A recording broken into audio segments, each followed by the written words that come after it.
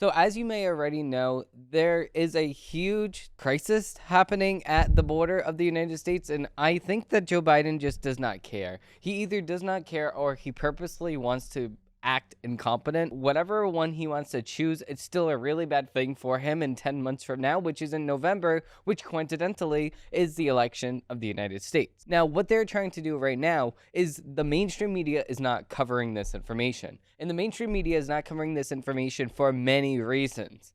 This is because of the fact that the mainstream media would just rather ignore all of the things that Joe Biden is doing wrong, which they cannot make excuses for. They would rather just ignore that altogether. In the mainstream media, we already know that the mainstream media lies. The mainstream media covers up the truth and says their own narrative on things. We already know this. This is exactly why the mainstream media is actually firing a bunch of people throughout all different departments. This is why ABC News, this is why all of the legacy media outlets have now begun firing people on an election year in the United States. This is unprecedented. For all of time, when these companies were first founded, they had no idea that it would be a time where they are now secondary news or secondary sources for information when it comes to everyday politics, when it comes to their everyday lives. Where the news is now is on X slash or formerly known as Twitter. I like calling it Twitter still, but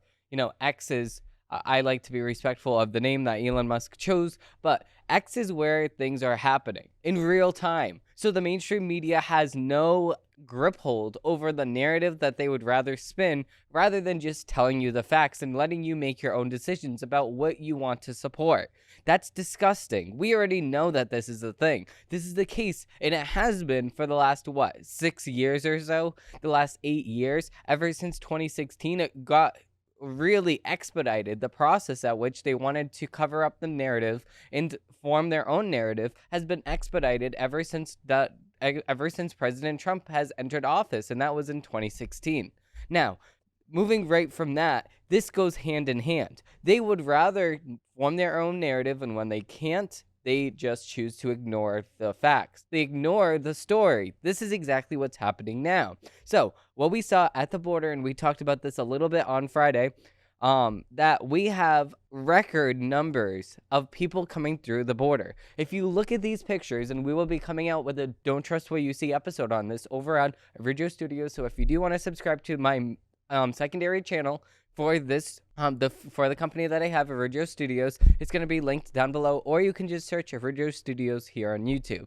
Now, we're going to have a deep dive on this, or a Don't Trust What You See episode, I should say, but I do want to cover up the numbers aspect of it, because it's just horrendous. It's horrendous on many different fronts. It's horrendous that Joe Biden does not want to actually help the American people by keeping us protected. It's horrendous that the mainstream media does not want to cover this. If you do want to support independent journalism, then you need to check out Shop.Ridgio Studios, because I do have things like this, which are nice, comfy pillows that you can actually just take a nap on, because it's very, very comfortable. And on the opposite side, it says, do not trust what you see, because you cannot trust the mainstream media. You need to trust independent journalists and things of that nature, because you do not get the real facts from the mainstream media anymore. That's exactly why less and less people are actually paying attention to the mainstream media. It's horrendous that anybody thinks that this is okay, and it's horrendous that there is a constitutional battle happening within Texas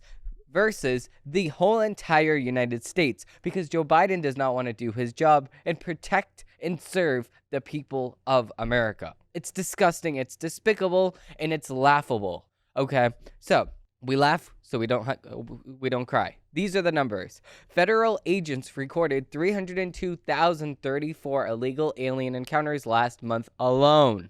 This is December, the highest level ever recorded, surpassing the previous record of 269,735 that Biden set in September. So he's surpassing his own records. He's not setting records as a good thing. He's setting records as a bad thing. At least 19 illegal aliens who were arrested were on the terrorist watch list.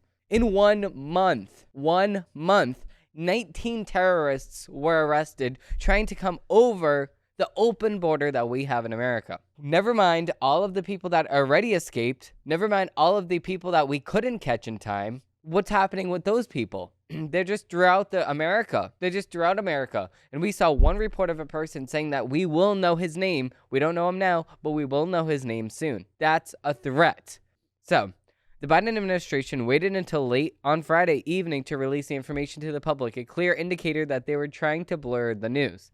So, the situation on the United States southern border has deteriorated so significantly under Biden that December's illegal alien numbers are nearly identical to the total number of aliens that were arrested in the United States southern border for the entire 2017 fiscal year, when federal officials apprehended 303,916 illegal aliens. Now, all of these people that are trying to make the case for why Trump did not do a good job does not make any sense here. It does not make any sense. Now, what people like to do is they like to look at the numbers, purely number based, and say, well, under Trump, he didn't deport so many people as what we're deporting now. Joe Biden is doing a better job in the deporting process than Trump did. But are you hearing yourself? In 2017, we did not have a border crisis like we are today. Not that many people were coming to the border. Look at the border encounters from 2017 and compare them to today. Actually, better yourself. Compare the border encounters from 2016 to 2020. Then compare the border encounters from 2021 to 2024. Compare and contrast the encounters, not the deportations, because you will see that the encounters have exponentially increased. So, if the encounters have increased, so has the deportations. So, let me get myself straight here. That means that since there's more people at the border, there's more deportations that are necessary. Now, the percentage of encounters to deportations are under Trump. There's no question about it. So, the encounters that we're facing at the border right now, that if they do the certain thing as say that they need to escape where their country is, they need asylum, blah, blah, blah, blah, blah. What they do is they say, okay, no problem. And then they trust them. They trust their word for it. They let them throughout America, and then they say, come back in a year for your court date. The court system's so backed up, come back in a year. They don't come back in a year. They stay within America, and there's nothing that you can do because ICE Patrol has about 20,000 other people to search for first. So then you're going to not, by the time it's your turn to be searched for, you've already been in this country for 5 years paying taxes. You can already apply for the green card. You can already apply for all of the necessary stuff that you need to actually be a legal citizen. So, you're set free. It's crazy right here. The number of illegal alien encounters on the southern border last month is comparable to or larger than populations of numerous major United States cities, including Orlando, Newark, Pittsburgh, St. Louis, Spokane, Irvine, Lubbock, and more. Former Acting Department of Homeland Security Secretary Chad Wolf responded to the historic border numbers by saying that it was evidence that Biden was intentionally causing a crisis. Quote, today, historical border numbers confirm what we already know, he wrote on X. The Biden admin is not using existing authority to secure the border. This continues to be a crisis by design. It's overwhelming border patrol and overrunning American communities. This is just incredible how Joe Biden does not want to take responsibility for this. He did release a statement, though. So the statement that he released is just stupid, though, because he releases a statement and he acts like this is going to make us shut up about the whole entire situation, but in reality, it really doesn't. It really does not make us want to shut up about the situation, but instead, it makes us want to talk about the situation even more because this is not a solution at all. So this is a statement from Joe Biden. Now, I don't think that he wrote this at all, but one of his secretary aides wrote this. So, statement of President Biden on the bipartisan Senate border security negotiation. So, for too long, we already know the border has been broken. It's long past time to fix it. That's why 2 months ago, I instructed my team to begin negotiations with a bipartisan group of senators to seriously and finally address the border crisis. For weeks now, that's what we've done, working around the clock through the holidays and over the weekend. Let's be clear. What we've negotiated will, if passed into law, be the toughest and fairest set of reforms to secure the border we've ever had in the country.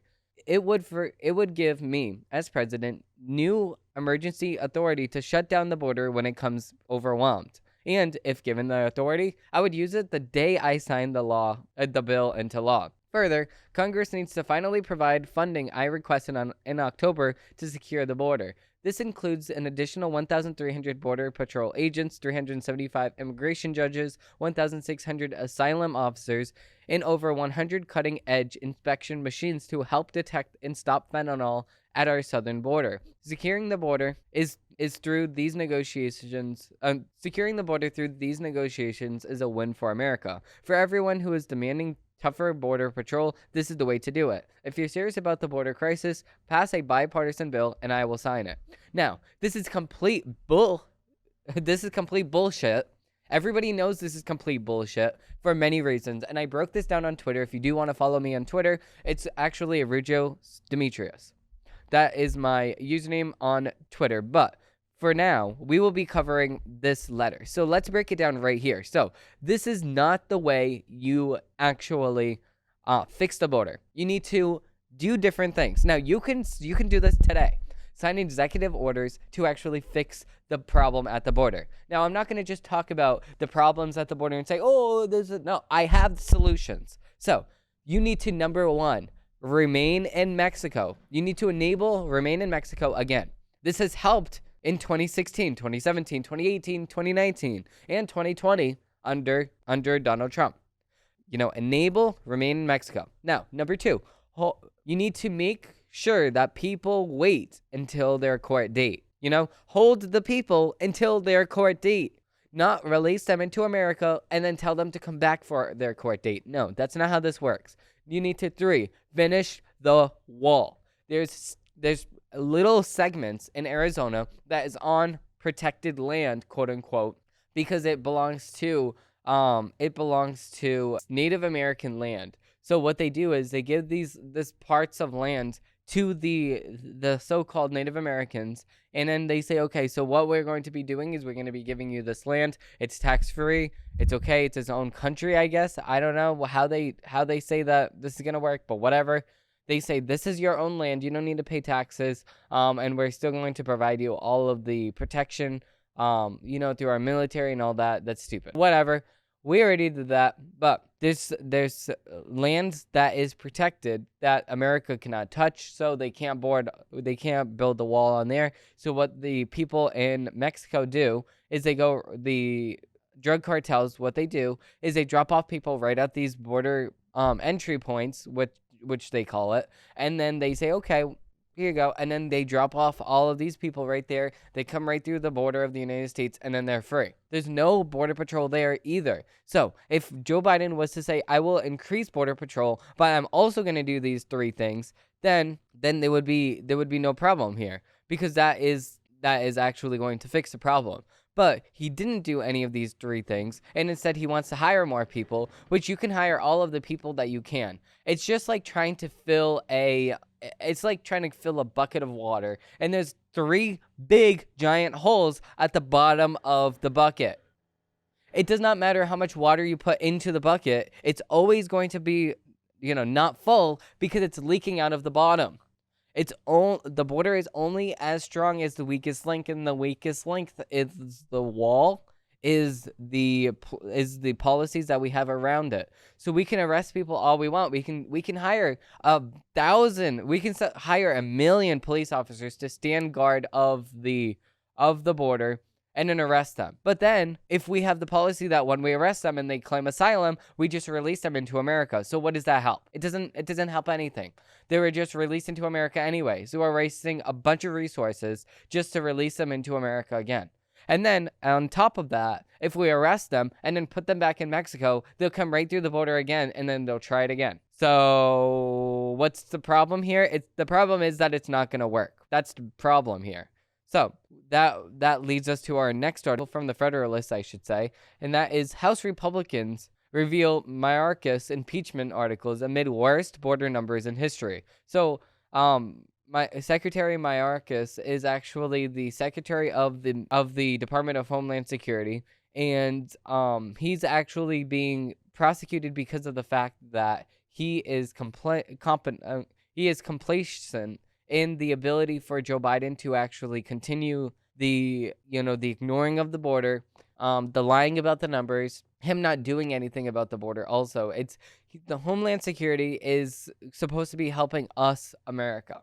And the reason why Homeland Security was even founded was to protect our sovereignty and our country. And if Homeland Security isn't protecting our country, what is Homeland Security doing? It's spying on Americans. So it needs to be doing something, and that something that it's doing is not good. So, quote, these articles lay out a clear, compelling, and irrefutable case for Secretary Mayorkas impeachment. Homeland Security Committee Chairman Mark Green of Tennessee said in a statement to the Federalist, quote, he willfully and systematically refused to comply with immigration laws enacted by Congress. He has breached the public trust by knowingly making false statements to Congress and the American people and obstructing congressional oversight of his department. These facts are beyond dispute, and the results of this lawless behavior have been dangerous for our country. Rep. Marjorie Taylor Greene, Republican from Georgia, introduced a resolution to impeach Mayorkas last year, but it was referred to the House Homeland Security Committee in November. Since then, House Republicans have held 2 hearings on the Secretary's impeachment in January. The embattled DHS chief was absent for each. In a statement, Green called Mayorkas' refusal to testify deeply troubling. Quote, we have given him every opportunity to explain his handling of the crisis, Green said in a statement earlier this month. Unfortunately, this pattern of defying Congress has continued with his refusal to testify before this committee, specifically about this hearing, about his handling of the crisis, and his failure to enforce America's immigration laws. Apparently, accountability and transparency is not high in his priority list. The American people deserve better than this. On Sunday, Green proposed an amendment in the nature of a substitute or a new bill language as the base text for the articles being formally introduced this week. Charges will include, quote, willfully and systematically refusal to comply with the law and breach of the public trust, stemming from the Secretary's failure to secure the border. Republicans say Mayorkas has acted contrary to his obligation to provide border security with programs facilitating open immigration, such as the expansion of the CBP One app, which allows migrants to enter the country after scheduling an appointment with officials. According to the Washington Examiner, the app has been abused by Central American cartels with Central Private Networks, VPN, to smuggle people across the border. Green said Mayorkas has empowered and enriched cartels, mass fentanyl poisonings, surges of terror watch lists, suspects, more criminal illegal aliens causing harm in our communities, and traumatized and exploited migrants. December set a new single-month record for border arrests, with more than 300,000 illegal immigrants encountered by United States border officials. According to an October report from the House Judiciary Committee, an estimated of 1.7 million more known gotaways have come to in undetected since Biden took office. And this is just the known gotaways.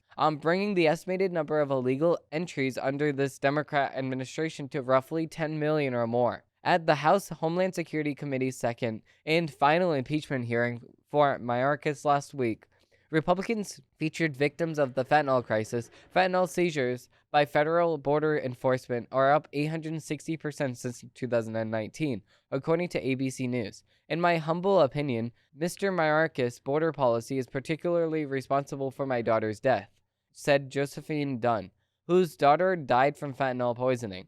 If Republicans are successful, Mayorkas would become the second presidential cabinet member to be impeached. William Belknap, who served as War Secretary under President Ulysses S. Grant, was impeached in 1876, shortly after resigning over allegations of corruption. Belknap was ultimately acquitted by the Senate. So, of course, all of these people that are not doing their job are just protected by the United States government because it's all their cronies It's all their people that are on the same opinion as them, so they don't get hurt. They don't get prosecuted. They don't have to face any repercussions for their actions. But one person that goes against the grain, one person that does a little bit, and I mean a little bit of what Democrats do, it's prosecuted to the highest heavens. It's prosecuted without any obligations. I mean any objections. It's prosecuted and prosecuted and prosecuted. So, like I said, this is a one-tier justice system in America that the Democrats love having for themselves, but then when it comes to Republicans doing things, they say, "Oh no, no, no, no, no. Oh no, no, no, no, no. Nope, nope, nope. You need to be prosecuted to the highest laws. You need to go to jail forever. You need to do this. You need to do that, and you need to pay this random person $83 million, in which we will be talking about in my next episode." Thank you all for watching. Thank you all for listening, and I hope that you have a great rest of your day. If you did enjoy this episode, please like and subscribe down below because I do have new episodes of my show coming out every single Monday, Wednesday, and Friday. With that being said, thank you all for watching. Thank you all for listening, and I hope that you have a great rest of your day.